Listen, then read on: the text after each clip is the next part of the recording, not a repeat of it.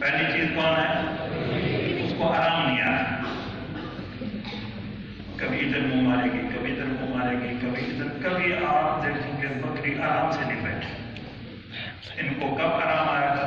صحیح تو کوئی نہیں. باغ جیسا.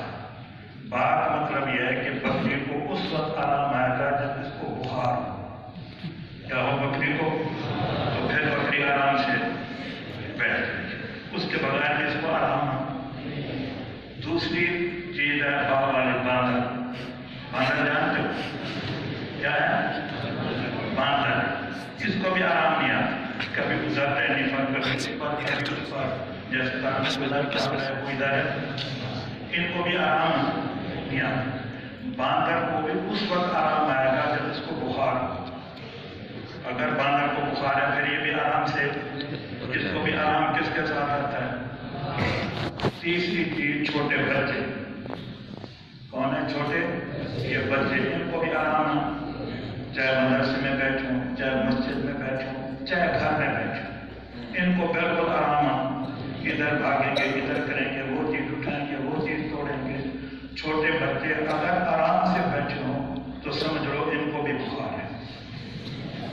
جب تک ان کو بخار نہیں، تو یہ جو چھوٹے بچے ہیں نا، یہ ماحول خراب کرتے ہیں. اس وجہ سے نہ تقریر کا مزہ ختم ہو جاتا ہے.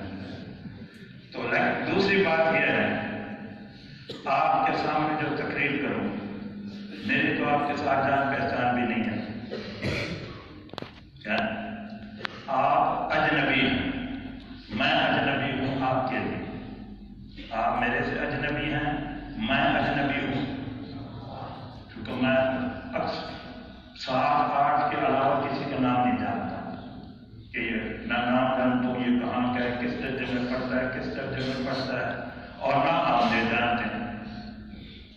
تو جب ناشناسی ہو تو اس وقت بھی تقریر کا مزہ نہیں آتا.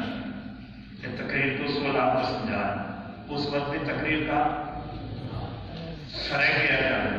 جب بولے انسوں بے ہونے تو سبھی انسوں میں تو میں بھی آنا تقریر کیا ہو سکتا.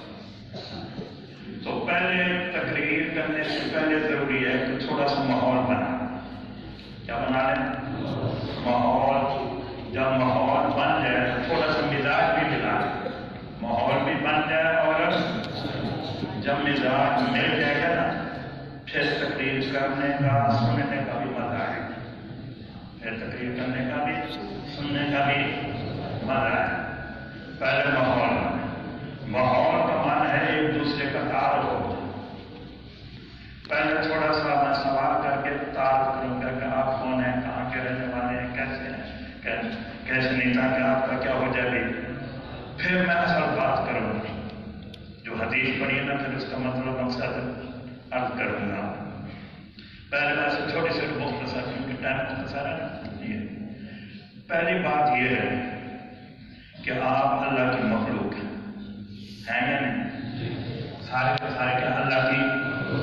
اچھا، اللہ کی مخلوق زمین پر رہنے والی 2 قسم کی ہے. جو اللہ کی مخلوق زمین پر رہتی ہے وہ کتنے قسم کی ہے؟ ایک انسان اور ایک جان. یہ کون ہے؟ چلو کیوں ملا؟ ایک انسان اور ایک حیوان. کتنی مخلوق ہیں؟ 2. انسان اور اچھا، آپ کا تعارف ہو گیا. آپ ان 2 مخلوق میں سے کس میں سے ہیں؟ کس میں سے؟ انسان. 2 مخلوق میں سے کس ہیں؟ اچھا، یہ میں نے کیوں کہا کہ مخلوق کے 2 ایسے تو بہت ہے کہ ایک مخلوق کا نام ہے انسان، وہی میں تقریر سیکھ گئی. دوسرے مخلوق کا نام کیا ہے؟ حیوان. اور آپ کون سی مخلوق میں سے ہیں؟ کیوں کہ حیوان میں 2 عادتیں بہت غلط ہیں. حیوان کی 2 فطرت ہیں، یہ بہت غلط ہے.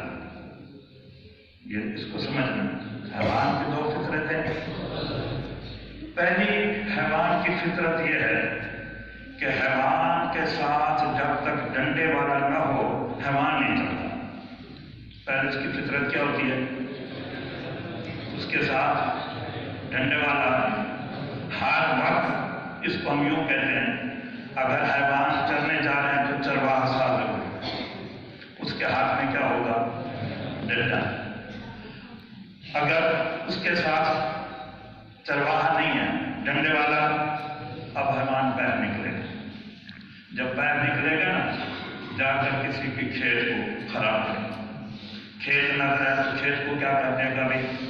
اچھا کوئی اور چیز آئی تو اس کو حیوان مار لے گا۔ کہیں کوئی باغ نہ رہا ہے تو کلو توڑ لے ہوتے، سمجھے نا؟ یہ کس کا کام ہوتا ہے بھی؟ حیوان۔ پہلی چیز حیوان کی کیا ہوتی ہے کہ حیوان کو صحیح رکھنے کے لیے کیا ضروری ہوتا ہے؟ ایک ڈنڈے والا۔ وہ ڈنڈے والا حیوان کو جائے تو ڈنڈے والا ساتھ، اگر حیوان کو باندھنا ہے گھر میں تو ڈنڈے والا ہے اس کو باندھے، اگر حیوان کو نکالنا ہے تو پھر بھی کون رہے گا؟ یہ ایک حیوان کی یہ عادت خراب ہے۔ تم تو الحمدللہ دونوں انسان نا، حیوان کی عادت بہت اچھا۔ دوسری حیوان کی ایک عادت بڑی خراب ہے کہ جب وہ کھاتا ہے نا بچا دیتا ہے، سارا نہیں کھاتا۔ حیوان کی دوسری عادت کیا ہے؟ جب وہ کھاتا ہے، اچھا اب بکری کے سامنے آپ یہ درخت کی ٹینک توڑ کر پتے کھا جائے گا، باقی وہ کیا کر دے گا؟ بچا کر، وہ بھی کھاتا ہے، بچا کر